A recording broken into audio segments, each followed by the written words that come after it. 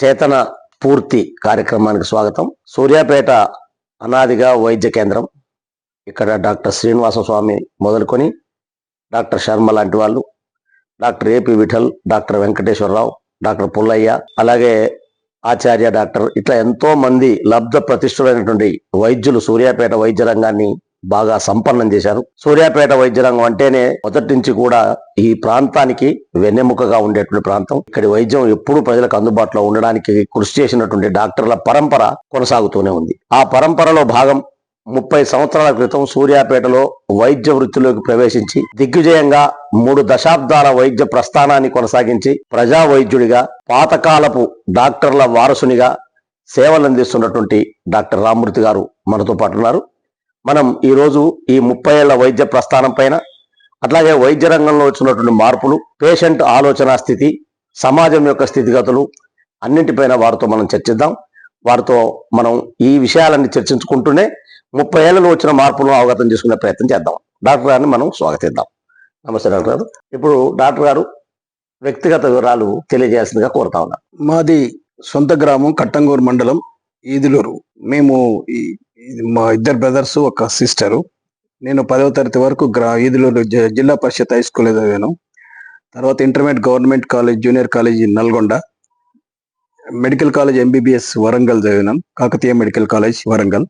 తర్వాత MD Osmania medical college చేసిన తర్వాత డైరెక్ట్గా 1994లో నా ఎండి అయిపోయి సూర్యాపేటలో ఆగస్టు 26, 1994లో మా హాస్పిటల్ స్టార్ట్ చేయడం జరిగింది. ఆసుపత్రిని ప్రారంభించడానికి ముందు మీరు ట్రయల్స్ గా ఎక్కడైనా ఏ డాక్టర్ దగ్గరైనా పనిచేశారా? ఎక్కడ నేను ఒక్క ఉస్మానియానే పెద్ద వైద్యశాల, అదే ట్రయల్స్. ఇక మేము చదివిన రోజుల్లో ఎక్కడ కూడా ప్రైవేట్ మెడికల్ కాలేజ్ కానీ ప్రైవేట్ హాస్పిటల్స్ కానీ లేవు. అదే పెద్ద వైద్యశాల, అదే పెద్ద ప్రయోగశాల. ఉస్మానియా మెడికల్ కాలేజీలో ఊరికే కూర్చున్నా కూడా డాక్టర్కు నాలెడ్జ్ వస్తుంది. అలాంటి వైద్య కళాశాల అది. అప్పుడు వైద్య వృత్తిలో ఉన్నటువంటి అప్పటి డాక్టర్లు, అప్పుడున్నటువంటి సేవా ఆలోచన, అప్పుడున్నటువంటి పరంపర ఇవాళ ఉందా? వాటికి మీరు గమనించినటువంటి మౌలికమైన తేడా ఏమిటి? అప్పుడు 1994లో మొత్తం తెలంగాణలో కానీ ఆంధ్రలో కానీ ఒక్క ప్రైవేట్ మెడికల్ కాలేజ్ కూడా లేదు. అన్ని గవర్నమెంట్ మెడికల్ కాలేజీలే.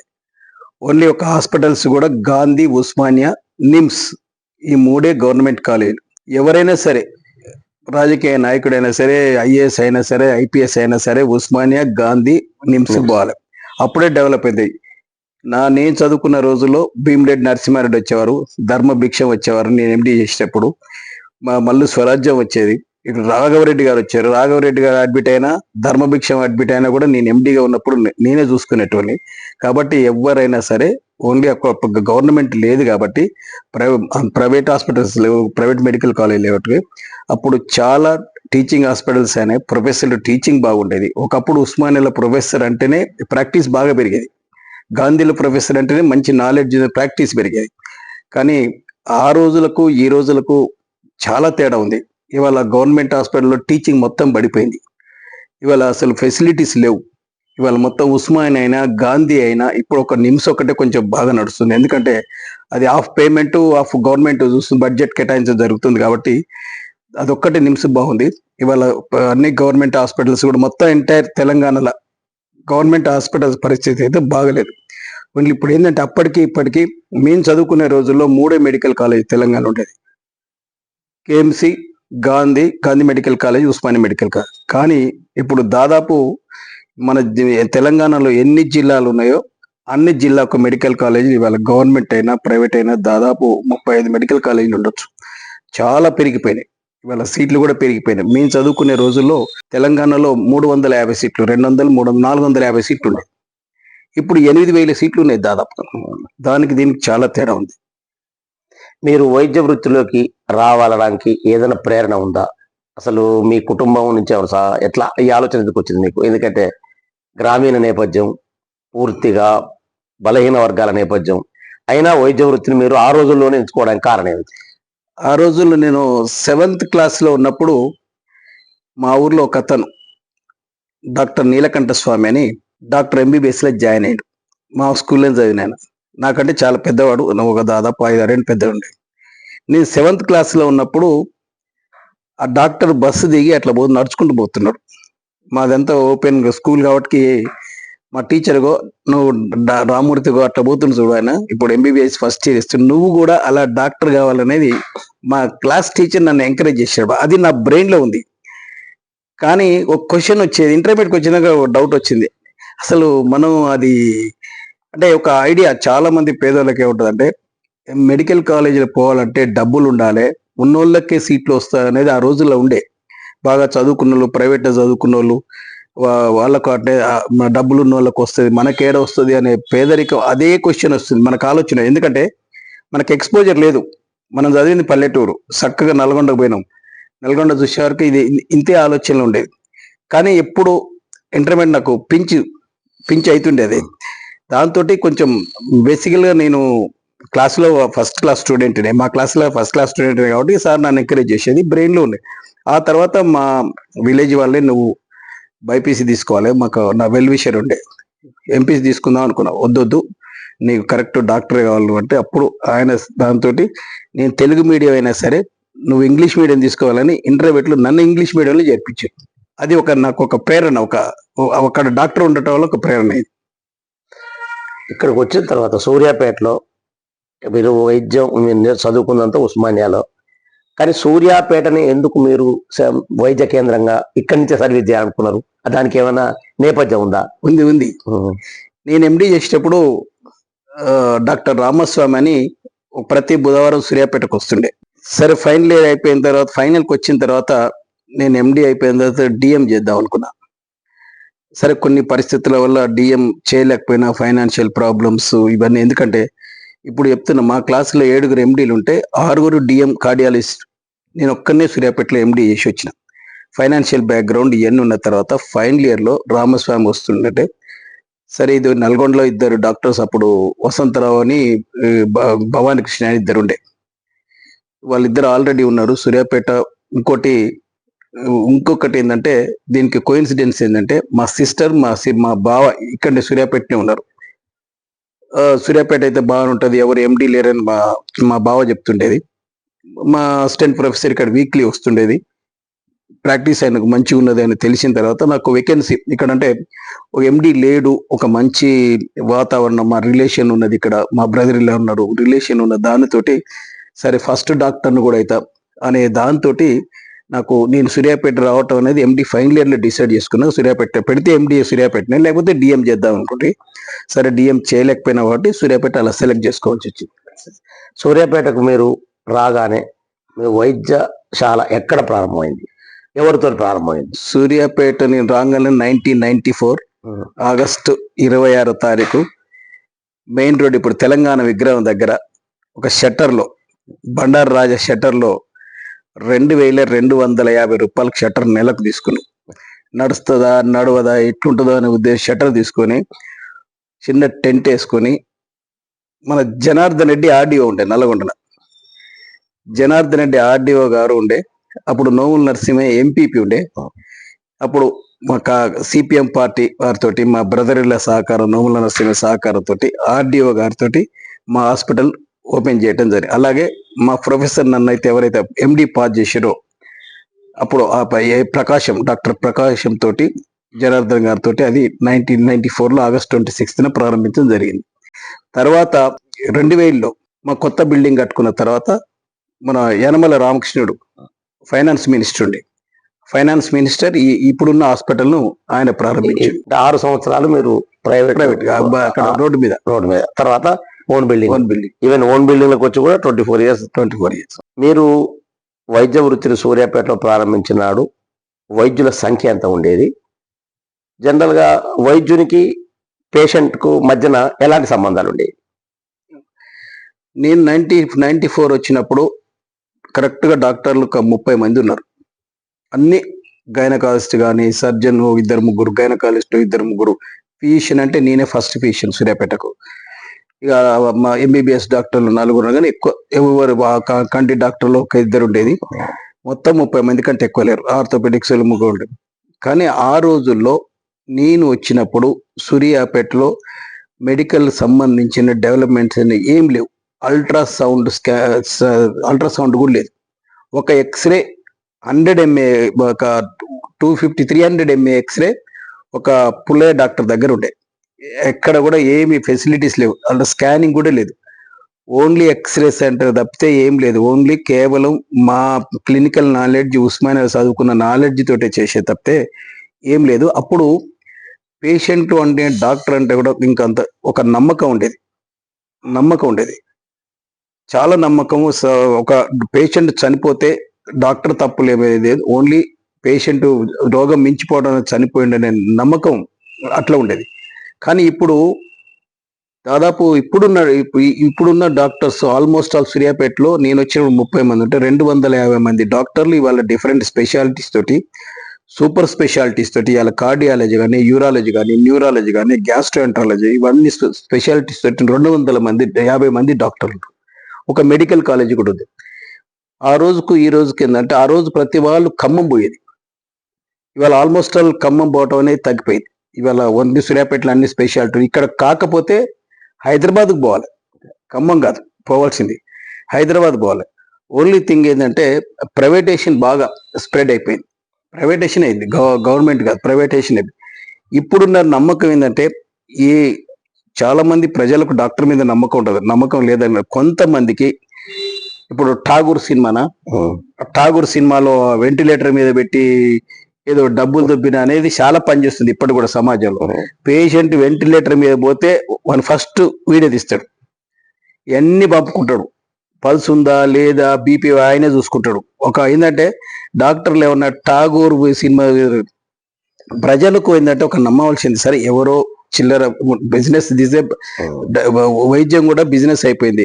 1-2% ఏమన్నా, కానీ ఒక డెడ్ బాడీకి వెంటిలేటర్ పెట్టి పైసలు తీసుకోవాలనే తపన అనేది there is a very rare. అది జరగని పని అబ్బా, అది జరగని పని. ఇప్పుడు డబ్బులు సంపాదించాలంటే ఈ పేషెంట్ మీద ఎక్కువ కూడా వచ్చు, బతుకున్న పేషెంట్ మీద తీసుకోవచ్చు. అది కొంచెం ఇప్పటికి కూడా మమ్మల్ని బాధించేది ఏంటంటే, మనం ఎంత సిన్సియర్గా ఉన్నా కూడా ఆ డౌట్ వస్తుంది వాళ్ళకి ఆ వెంటిలేటర్ మీద పోయినప్పుడు. ఇదొక్కటి కొంచెం ఏమైతుందంటే ప్రజలకు కూడా నమ్మకం సన్నగిల్లిపోతుంది. ఎప్పుడైతే వైద్యం బిజినెస్ అయిపోతుందో ప్రజలకు నమ్మకం సన్నగిల్లిపోతుంది. అది మాత్రం జరుగుతుంది. జనరల్ గా వైద్య వృత్తి మీద ఉన్న అపవాదం మీరు అన్నట్టుగా, ఇది అనవసరపు టెస్టులు రాస్తారని, అనవసరంగా తిప్పుతారని, అవసరం లేని వ్యవహారం చేస్తారని, కేవలం డాక్టర్లు డబ్బులు గుంజడానికే ఈ పనులు చేస్తారని అపవాదం ఉన్నది. సరే, అపవాదం మాట ఎట్లా ఉన్నా డాక్టర్ల వైపు నుంచి ఏ పొరపాట్లు కానీ ఏమి కానీ లేవని మీరు అనుకుంటున్నారు? అంటే డాక్టర్ల వైపు నుంచి ఏం మారితే బాగుంటుందని మీరు అనుకుంటున్నారు? అంటే డాక్టర్స్ మీరు అన్నట్టు నేనైతే ఇన్వెస్టిగేషన్స్ లేకపోయినా అనవసరమైన దానికంటే కొంతమంది అంటే ప్రికాషనరీ, ఇప్పుడైతే కన్జ్యూమర్స్ ఎప్పుడైతే కోర్టుకు డాక్టర్స్ వచ్చారో ఎక్కడ ఏది మిస్ కావద్దు అన్నప్పుడు, నేను కార్పొరేట్ హాస్పిటల్ అయినా సరే, ప్రైవేట్లోనైనా సరే, ఒక పరీక్షలు ఎక్కువ రాసిండు డాక్టర్ సాబ్ అనే కామెంట్ కంటే ఏమన్నా మిస్ అయితే ఇది ఎందుకు చేయలేదనే క్వశ్చన్ వేస్తారు. దాంతో మిస్ అయితే మన ఆ ప్రమాదం ఉంటుంది. మీరన్నట్టు ఇది ఆల్మోస్ట్ ఆల్ బిజినెస్ అయిపోయింది. కొంతమంది ఇన్వెస్టిగేషన్స్ ఎక్కువ చేయొచ్చు, అది వెరీ రేర్ ఉంటారు. ఇది అపవాదం ఉంటుంది.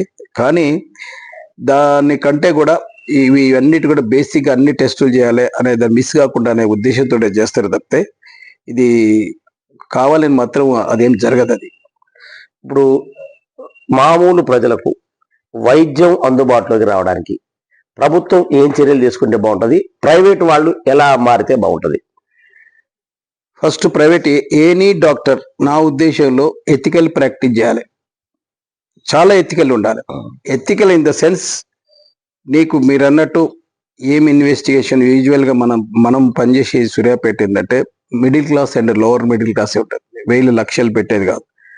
బేసిక్ టెస్ట్లు ఫస్ట్ రాసుకోవాలి, దాంతో బర్డెన్ పడకుండా చార్జెస్ కూడా మినిమం టెస్ట్లో కూడా చేసుకుంటూ ఇది బాగా కాదు అన్నప్పుడే హాస్పిటల్ మీద దాడులు జరుగుతున్నాయి. ఇవాళ ఒక పేషెంట్ సడన్ జరిగితే మా రాజస్థాన్లో అర్చనా శర్మ మంచి గైనకాలజిస్ట్ మీద ఒక మాబ్, ఆమె ఎమర్జెన్సీ నైట్ ఆమె శతవిధాల ప్రయత్నం చనిపోతే వాళ్ళు ప్రెషర్ చేసి ఆమె సూసైడ్ చేసుకుంది. ఇంకొకటి, హాస్పిటల్స్ మీద ఎప్పుడైతే దాడి జరుగుతుందో ప్రజలకు నష్టమే బా. ఇవాళ కాదు, చాలా మంది డాక్టర్స్ నైట్ ప్రాక్టీస్ చేయాలంటే భయపడుతున్నారు, దాంతో నష్టం. ప్రజలకు అది వైద్యమే నష్టం. ఎవరు రిస్క్ తీసుకుంటారు? ఇవాళ మా జనరేషన్ నా కష్టపడుతున్నారు కానీ వచ్చే జనరేషన్ ఆ రిస్క్ కూడా తీసుకునే పరిస్థితి లేదు. డే టైం ప్రాక్టీస్ చేసుకొని వచ్చినంత చాలు అనేది. ప్రభుత్వ ఆసుపత్రిలో ఫెసిలిటీస్ పైన డబ్బులు మందులు ఇవన్నీ లేకపోవటం వల్ల ప్రభుత్వ ఆసుపత్రి దాడులు జరుగుతున్నాయి. ఇదంతా ఉన్నది కాబట్టి దీనికి నివారణ హెల్త్ బడ్జెట్ పెంచవలసిందే. ప్రభుత్వ ఆసుపత్రిని బాగా పెంచాలి, ఫెసిలిటీస్ బాగా పెంచాలి. ప్రభుత్వం సైపున వైద్యం బాగా అందితే ఈ దాడులు అనేది ఆగిపోతాయి. ఖచ్చితంగా గవర్నమెంట్ ఇవాళ చైనా లెవెల్లో మీరు అన్ని హాస్పిటల్స్ డెవలప్ చేయండి, ఎక్కడ కూడా ఏం జరగదు, బ్రహ్మాండంగా ఉంటుంది. కాబట్టి ఖచ్చితంగా బడ్జెట్ నాకు తెలిసి హెల్త్ బడ్జెట్ జీడిపిలో 10% ఖచ్చితంగా రావాలి. 10% వచ్చినప్పుడు మొత్తం హాస్పిటల్స్ అన్ని బ్రహ్మాండం ఉంటాయి. కానీ ఇవన్నీ ఈ స్కీములు ఇవేది వెల్ఫేర్ స్కీమ్స్ వల్ల ప్రజలు ఏం ఒరిగేది లేదు. ఎక్కడ నీకు కరప్షన్ అనేది లేకపోతే డబ్బు కోసం ఏం చేస్తున్నట్టు అదే కనపడకూడదు. చాలా ఫస్ట్ డాక్టర్ చాలా సిన్సియర్గా ఉండాలి. ఎథికల్ ప్రాక్టీస్ చేసినప్పుడు ఇది ప్రభుత్వం తరపున అంటే ముఖ్యంగా ఇలా ఏ దేశం చూసినా సరే ఇవాళ వాళ్ళ జీడిపిలో ఆల్మోస్ట్ అమెరికా వాళ్ళ జీడిపిలో 17% హెల్త్ బడ్జెట్ కేటాయిస్తుంది. ఇలా చైనా ఒక 10% హెల్త్ బడ్జెట్ కేటాయిస్తుంది. ఒక ఆస్ట్రేలియా ఒక 10%. ఇవాళ కొన్నిట్లో ఆల్మోస్ట్ ఆల్ ఇప్పుడు క్యూబా ఉంది, కంప్లీట్ గా ఫ్రీనే ఉంటుంది. యూకే ఉంది, కంప్లీట్ 90% ఫ్రీ హెల్త్ చెకప్ ఉంటుంది. అమెరికా ఉండదు. అమెరికా ఆల్మోస్ట్ ఆల్ 80-90% ప్రైవేటేషన్, అయినా గవర్నమెంట్ 17%. ఇండియా మాత్రం తన హెల్త్ బడ్జెట్ మాత్రం తన జీడిపిలో 1.5% మాత్రమే కేటాయిస్తుంది. ఇక్కడ ప్రాబ్లం వచ్చింది. ఇవాళ ఆల్మోస్ట్ కంట్రీ మొత్తంలో మెడికల్ కాలేజెస్ ఎన్ని ఉన్నా సరే ఇవాళ గవర్నమెంట్ హాస్పిటల్స్ మాత్రం దాంట్లో మందులు లేకపోవటం, ఫ్యాకల్టీ లేకపోవటం, పారామెడికల్ లేకపోవటం, నర్సింగ్ ఇవన్నిటి వల్ల ప్రజలు చాలా ఇబ్బంది పడుతారు. ఇది చాలా ఇబ్బంది పడి ప్రజలకు హాస్పిటల్స్ మీద నమ్మకం పోతుంది, గవర్నమెంట్ హాస్పిటల్ మీద నమ్మకం పోతుంది. ఇవాళ అట్లీస్ట్ టీచింగ్ హాస్పిటల్స్ లో ఇవాళ నిమ్స్ ఇవాళ ఉంది. ఇవాళ నిమ్స్ ఎందుకు బాగా నడుస్తుందంటే, ఉస్మానియా ఎందుకు బాగా నడుస్తలేదంటే నిమ్స్ కు బడ్జెట్ కేటాయిస్తారు. వాటి ఇచ్చిన బడ్జెట్స్ దాదాపు సంవత్సరానికి 10-20 కోట్లు ఉంటాయి, 2-3 కోట్లు కూడా ఉంటుంది.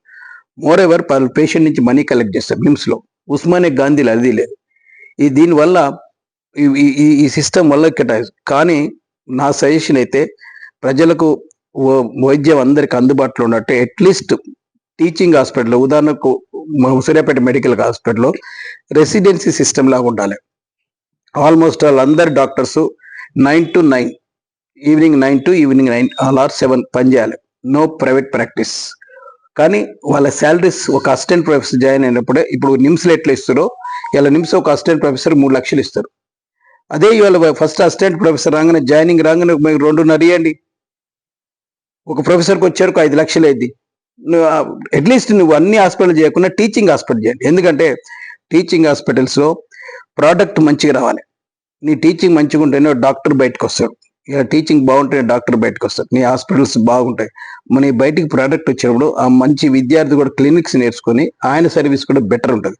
ఇవి చేయకపోతే సేమ్ ఇంజనీరింగ్ కాలేజ్ ఇవాళ తెలంగాణలో ఎట్లున్నాయో ఇవాళ ఇంకొక 10 ఏళ్ల తర్వాత డాక్టర్లు 10,000 కూడా పనిచేసిన ఆశ్చర్యం లేదు, పని చేయకుండా రోడ్డు మీద తిరిగిన ఆశ్చర్యం లేదు.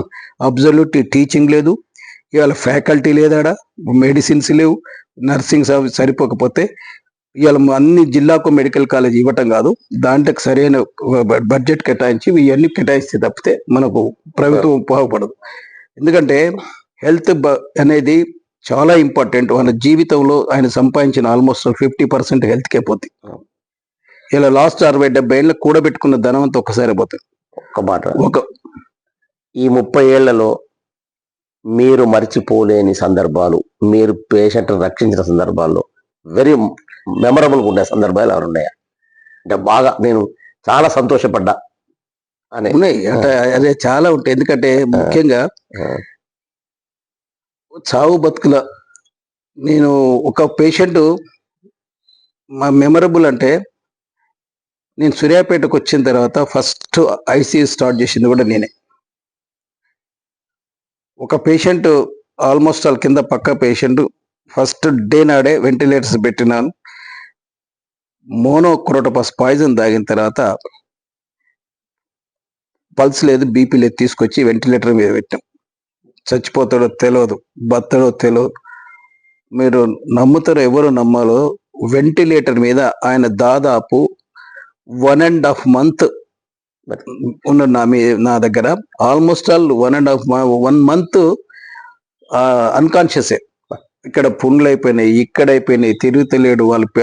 వాడు ఏంటంటే వాడు తమ్ముడు రిక్షా దొక్కుతాడు, వీడు కూలికి పోతాడు, వాళ్ళ దగ్గర డబ్బులు లేవు. మందులన్నా తెచ్చుకోరా బతికిద్దామంటే ఆ మందులు ఒక్క పైసా కూడా నాకు వాడు ఇచ్చేది జ్ఞాపకం లేదు. మందుల వరకే తెచ్చుకున్నాడు. వాడు బతికిన తర్వాత ఇవన్నీ వంకర పోయినాయి, బరువు 30 కిలోలు తగ్గిపోయాడు. కానీ అంటే ఆ మందులు ఒక్క పైసా కూడా నాకు వాడు ఇచ్చేది జ్ఞాపకం లేదు. మందుల వరకే తెచ్చుకున్నాడు. వాడు బతికిన తర్వాత ఇవన్నీ వంకర పోయినాయి, బరువు 30 కిలోలు తగ్గిపోయాడు. కానీ నేను స్టార్ట్ చేసినప్పుడు అందరు చూస్తారు, సూర్యాపేటలో బతికేయగలుగుతారా, మన దగ్గర బత్తరా, డాక్టర్ సాబ్ పెట్టుకున్నాడు బత్తరా, ఎట్లయినా చచ్చిపోతాడు అని పక్క వాళ్ళు చూడటం, దాన్ని ఎదురు చూస్తారు. ఇవన్నీ మా సిస్టర్స్ చెప్తుంటే కామెంట్స్. మరి వీడు ఒక్కడు బతికేదాలరా, మనం బతాం, ఇప్పుడు ఆయన బతికితే మనం బతికితట్టుంది అనే దాంతో ఉంటే లక్కీలి బతికిండబ్బా. 2.5 months నా దగ్గర ఉన్నాడు. నర్వ్స్ అన్ని పోయినాయి, తర్వాత ఫిజియోథెరపీ చేసినాయి. ఇవాళ ఎక్సలెంట్ ఉన్నాడు. దాదాపు 70-80 కిలోలు పెరిగిండు. వాని పని వాడు చేస్తుంటున్నాడు. ఇవాళ చాలా హ్యాపీగా ఫీల్ అయినా. అది నాకు ఏంటంటే సూర్యాపేటలో ఒక ఐసీయూ నేను పెట్టి ఫస్ట్ కేసు వాడు మందుల వరకు తెచ్చుకున్నాడు. అయ్యాలంటే వాడు 10 లక్షలు 10 ఇవ్వాలి, వాడి దగ్గర ఏం లేవు.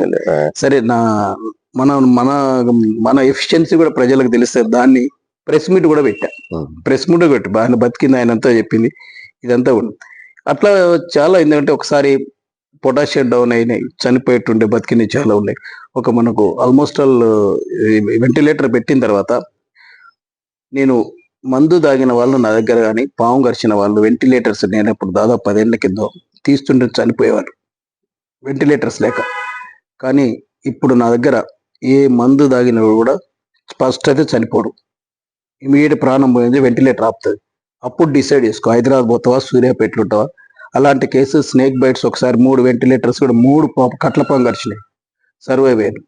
అలాంటిది ఒక ఫెసిలిటీస్ సూర్యాపేట 1994కు ఇవాళకి చాలా తేడా వచ్చింది. ఇవాళ డిఫరెంట్ స్పెషాలిటీస్ ఇవన్నీ రావటం వల్ల మాలాంటి వాళ్ళకు కూడా సూపర్ స్పెషాలిటీ అసోసియేషన్ ప్రజలకు కూడా మనకు చాలా అందుబాటులో ఉన్నట్టే లెక్క. ఈ వైద్య వృత్తిలో అంతర్జాతీయ స్థాయిలో, జాతీయ స్థాయిలో అనేక మార్పులు జరుగుతున్నాయి. సూర్యాపేట వాటిని అన్ని అందుకోగలిగింది, అందుకొని ముందుకు పోయింది.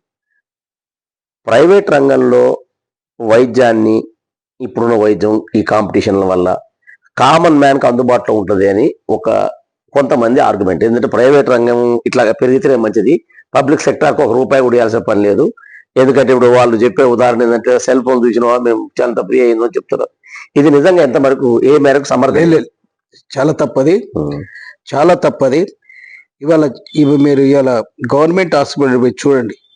ఇవాళ ఏమి లేని వాళ్ళు, గవర్నమెంట్ మీకు పైసలు లేని వాళ్ళు అప్పుకోగలుగుతున్నారు తప్పితే, మీరు అక్కడ ఇవాళ మీరు చైనా చూడండి, చైనాకు ఇండియాకు చాలా డిఫరెన్స్. మీరు గవర్నమెంట్ హాస్పిటల్స్ అక్కడ మొత్తం గవర్నమెంట్, ప్రైవేట్ లేదు. నువ్వు ఐఏఎస్ అయినా ఐపీఎస్ అయినా అదే హాస్పిటల్ పోవాలి. సూపర్ హాస్పిటల్ ప్రైవేట్ ఇవ్వాలి. ఇండియాలో కూడా ప్రైవేట్ హాస్పిటల్ ఉండదు. 4500 పడకల హాస్పిటల్ చూసిన చెంగ్డు సిటీలో చైనాలో. ఇండియాలో 4500 పడక ఎయిమ్స్ లో కూడా ఉందో లేదో అలా అంటుంది. ఇవాళ కామన్ మ్యాన్ కు ఇవాళ ఉన్నది. కానీ ఇవాళ చాలా మంది పేదవాళ్ళు గవర్నమెంట్ వైపు పోలేక, ఫెసిలిటీ లేక, ప్రైవేటుకు డబ్బు లేక, వెళ్ళలేక సతమతం అయిపోకుండా మధ్యన అన్రెస్ట్ అయిపోయి ఇవాళ. ఎందుకంటే మీరు ఒక్క కేసీఆర్ ఎగ్జాంపుల్ తీసుకోండి. ఒక ఐసీయూ ఒక ప్రైవేట్ హాస్పిటల్లో హైదరాబాద్ లో ₹1,00,000 అవుతుంది పర్ డే. ఏ మాత్రం 10 లక్షలు 15 లక్షలకు లేదు. ఫెసిలిటీస్ ప్రజలకు అందుతున్నాయి. కరెక్ట్, ప్రైవేటైజేషన్ వల్ల మేబో అప్పర్ మిడిల్ క్లాస్ పనికొస్తుంది, కానీ below middle class and lower middle class కు అది కాదు. అలాంటప్పుడు నువ్వు ఇండియన్ ఎకానమీ పెరగాలి, కొనుగోలు శక్తి పెరగాలి, పర్ క్యాపిటల్ ఇన్కమ్ పెరిగినప్పుడు నీకు ఇవన్నీ బెనిఫిట్ అయింది. అది పెంచకుండా పర్ క్యాపిటల్ ఇన్కమ్ పెరగకుండా ఇప్పుడు ఓన్లీ మేము పెంచుతున్నాం, సెల్ ఫోన్ అమ్ముతున్నాం కాదు. వైద్యం డిఫరెంట్. రానున్న రోజుల్లో కంప్లీట్ గా ఉచిత వైద్యం అందించాలి, జీడిపి పెంచాలి, బడ్జెట్ పెంచాలి. అట్లయినప్పుడే కామన్ మ్యాన్ కి అందుబాటులో వస్తుంది. సరే మాట, ఇప్పుడు మీరు వైద్యులకు ఏం సలహా చెప్పదలుచుకున్నారు? సరే, 30 ఏళ్ళ ప్రాక్టీస్ లో నేను ఇవాళకి కూడా ఏమాత్రం ఫస్ట్ డే నాడు ఎట్లా ఉన్నాయో ఇలా 40 మంది డాక్టర్లు ఉన్ననాడు ప్రాక్టీస్ ఎలానో చేసినాం, ఇలా 250 మంది డాక్టర్లు వచ్చినా కూడా, ఎంతో మంది ఫిజిషియన్స్ వచ్చినా కూడా నా ప్రాక్టీస్ ఇవాళ ఏం ఎఫెక్ట్ కాలేదు. కానీ దానికి కారణం ఏంటంటే డాక్టర్స్కైనా ప్రజలకైనా ఎవరు ఫస్ట్ డాక్టర్ అనేది ఎథికల్ ప్రాక్టీస్ చేయాలి. ఎథికల్ నువ్వేం చదువుకున్నావో, హిపోక్రటిస్ ఓతే ఉన్నదో ఇవాళ సరే 100% నువ్వు ఎథికల్ ఉండకున్నా అట్లీస్ట్ నువ్వు 90% అన్న ఎథికల్ ఉండాలి. నేను పేషెంట్ ను మోసం చేయదు. ఒక డిసీజ్, ఒక పేషెంట్ డబ్బులు ఒక డిసీజ్ కు ఎక్కువ కావచ్చు, అదే కానీ ప్రతి చిన్నదాన్ని మోసం చేసి చిన్నదానికి ఎక్కువ డబ్బులు తీసుకోవాలి మాత్రం అది 100% తప్పది. కామన్ మ్యాన్ కు ప్రైవేట్ ప్రాక్టీస్ అయినా సరే ఒక పైసా మీరు తక్కువ సంపాదించవచ్చు, కానీ లైఫ్ లాంగ్ రన్ లో నీ ఇన్కమ్ అంతే ఉంటది. నీకు వెల్ విషర్స్ ఉండవు, నీవెప్పుడు కూడా ప్రజల మధ్యన వాళ్ళ గుండెల్లో నిలిచిపోతావు. నేను కోరుకునేది అందరి జూనియర్ డాక్టర్స్ ఎథికల్ ప్రాక్టీస్ చేయాలి. అదొక్కటే నేను అప్పుడే ప్రజలు కూడా చాలా ఎథికల్ కూడా మనల్ని గౌరవిస్తారు. మీరు మొత్తంలో ఈ 30 ఏళ్లలో మీ అంచనా ప్రకారం ఎన్ని వేల మందికి, ఎన్ని లక్షల మందికి వైద్యం చేసి ఉంటారు? దాదాపా ఒక రోజుకో 100 వేసుకో లెక్క. 3,000, 36, 4 లక్షలు, 36,000, దాదాపు 30 ఏళ్ళు, 10 lakhs 10 లక్షల మంది చూసింటారు. 10 లక్షల మంది చూసింటారు.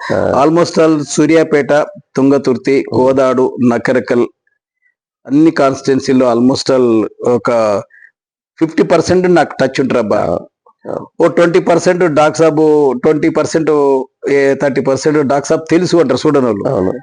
10% హాస్పిటల్కి రాకపోవచ్చు, పీరియడ్స్ అది తెలియకపోవచ్చు. ఆల్మోస్ట్ ఆల్ ఒక డాక్టర్ అనే కాకుండా ఇప్పుడు మా మేడం ఒక కౌన్సిలర్ కూడా ఉండే, పొలిటికల్ గా ఉండే. మా ఫ్యామిలీలో నర్సింగ్ పొలిటికల్ హిస్టరీ ఉంది కాబట్టి ప్రజానాయకులతోటి, రాజకీయ పార్టీలతోటి, ఇవాళ అన్ని పార్టీలతోటి 30 ఏళ్ళు నాకు సంబంధాలు ఉన్నాయి కాబట్టి ఖచ్చితంగా అన్ని పార్టీలు నాకు రాజకీయంగా కూడా నాకు సాయం చేసి, నేను అందరికి ఫ్రెండ్లీగా ఉంటే అందరు ఉంటారు కాబట్టి నా ప్రాక్టీస్ ఉండటానికి, నేను నిలబడటానికి నా వైద్యము, నా ఎఫిషియన్సీ కాదు, ప్రజల సపోర్టు, రాజకీయాల సపోర్టు, మనకున్న ఫ్రెండ్లీ, మనకున్న వాతావరణం, మన నేచర్ కూడా చాలా ఇంపార్టెంట్ కాబట్టి ఇలా నా ప్రయాణం ఇలా సాగుతుంది.